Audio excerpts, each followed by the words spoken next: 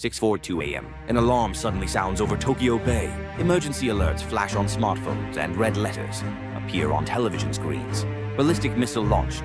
Evacuate immediately. A family stops eating at the breakfast table. Office workers on their way to work glance at each other on the train platform. At that moment, everyone felt this is not a drill. A ballistic missile from North Korea. Flight time was just 10 minutes. First impact point was approaching Yokosuka, Kanagawa, Prefecture, the Japan Self-Defense Force's largest naval base. Chapter 1, First Impact. 3 missiles headed for Yokosuka. The Aegis destroyer Maya was deployed at sea, launching an SM-3 interceptor missile at an altitude of 150 kilometers and a speed of 3 kilometers per second. At the same time, PAC-3, surface-to-air missile units in the Tokyo metropolitan area were activated. Tense radio communications were exchanged. Target acquisition. Launch. Hit confirmed. 2 remaining. At that moment, a white flash split the dawn sky. 2 missiles were shot down, but 1 missed. The missile penetrated the defense network and hit a dock in Yokosuka. Flame, black smoke, and a shockwave. The destroyer Izumo was on fire, and the surrounding city was also damaged.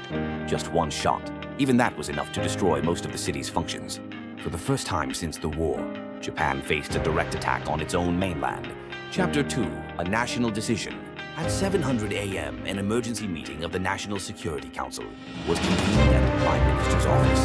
The desks were the Minister of Defense, the Minister of Foreign Affairs, and the Chief of Staff of the Joint Staff. There was only one agenda item: counterattack or containment. The Chief of Staff spoke calmly.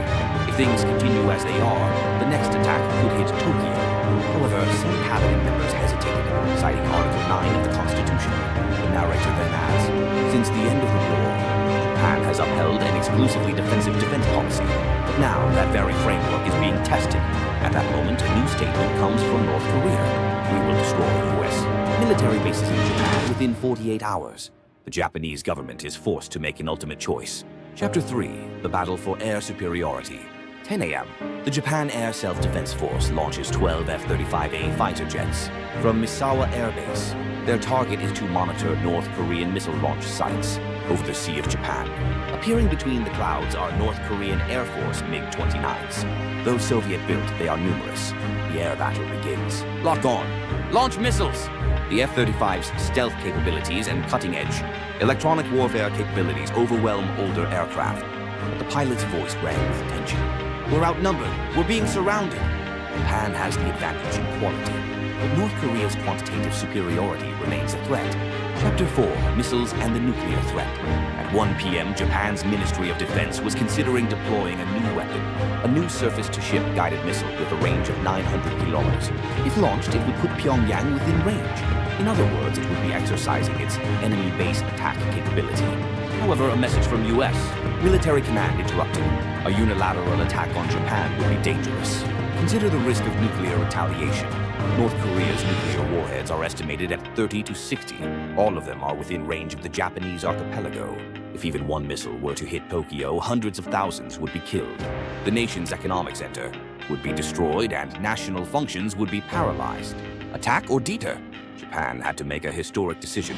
Chapter 5, The Difference in Military Power and Reality. In terms of numbers, the North Korean army has 1.1 million soldiers. Japan's ground self-defense force has only 250,000.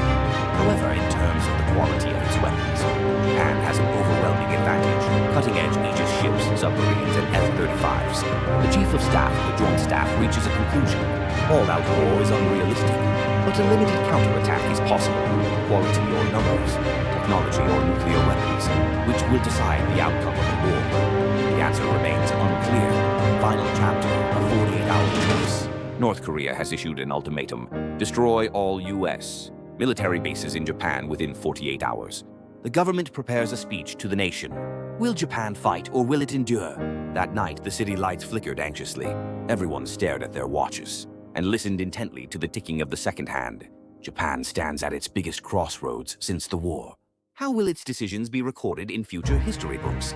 And if you were the leader of this country, what choices would you make in the next 48 hours?